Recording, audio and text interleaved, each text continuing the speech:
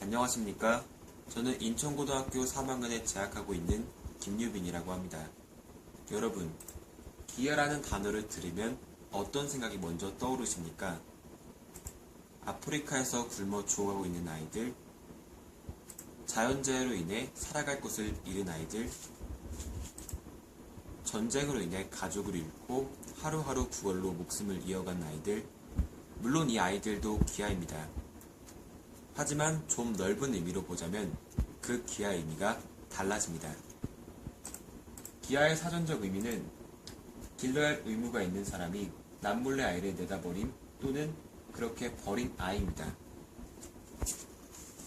즉, 기아 문제를 넓은 의미로 봤을 때 우리와 상관없는 지구 반대편에 있는 이야기가 아니라 우리가 하루하루 살아가는 삶에서 볼 수 있는 문제라는 것입니다.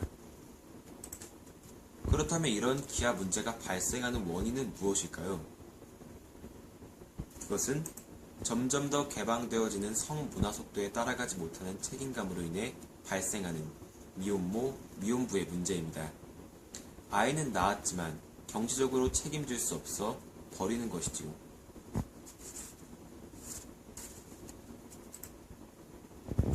요보호 아동은 부모가 없거나 경제적 어려움으로 보호자가 보호할 수 없는 아이를 말합니다. 자료를 보시면 아시겠지만 요보호 아동이 발생하는 원인의 가장 많은 비율을 차지하고 있는 것은 미혼모입니다. 그렇다면 우리나라의 기아 문제가 단순히 미혼모가 많기 때문에 발생하는 것일까요? 그 질문의 대답은 아니오입니다. 혼외 출생아란 결혼하지 않은 상태의 남녀 사이에서 나온 아이를 말하는데 우리나라 전체 신생아 가운데 혼외 출생아의 비율은 2.1%로 OECD 회원국 중 가장 낮습니다. 동거 출산이 보편화된 유럽연합 27개국의 2011년 혼외 출생자 비율이 39.5%에 이르고 특히 에스토니아는 60%에 달하며 슬로베니아는 57%, 프랑스는 56% 등 유럽의 일부 국가는 혼외 출생아의 비율이 전체 출생아의 비율의 절반을 넘습니다. 이 자료가 우리에게 말해주는 것은 우리나라에 버려진 아이가 많은 것은 미혼모가 많은 것과는 크게 관련이 없다는 것입니다. 그렇다면 우리나라에 버려진 아이가 많은 진짜 이유는 무엇일까요? 이것은 외국의 사례와 우리나라의 사례를 비교해보면 알 수 있습니다. 캐나다의 경우 미혼부가 자녀에 대한 양육비 책임을 회피할 경우 여권 사용 금지가 되고 운전면허 정지가 되며 벌금 혹은 구속을 당합니다. 덴마크의 경우는 16세 이상의 남자에게 미혼부 책임의 법제화에 따라 아이가 성인이 될 때까지 양육의 책임을 집니다.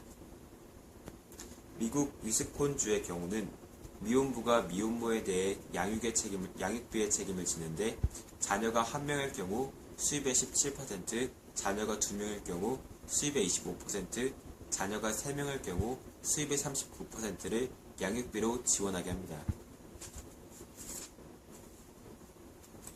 이에 반해 우리나라는 2001년 이후 미혼부 책임의 법제화 논의가 몇 차례 시도되었지만 무산되었으며 현재 한국은 미혼부가 미혼모에 대한 양육비 등을 지급할 의무사항조차 없을 뿐더러 미혼모, 미혼부에 대한 정확한 통계조차 없습니다.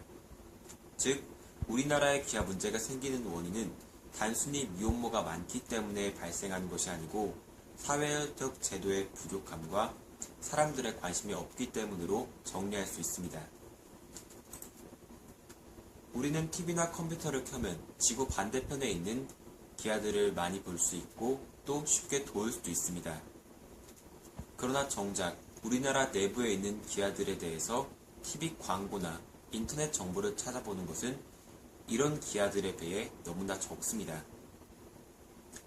지구 반대편 기아를 돕는 것도 매우 중요한 일이지만 우리의 관심이 먼 곳으로만 향할 것이 아니라 가까운 곳에서 점점 더 밖으로 나가는 관심이 될 때 이런 기아의 근본적인 문제가 해결될 수 있지 않을까요?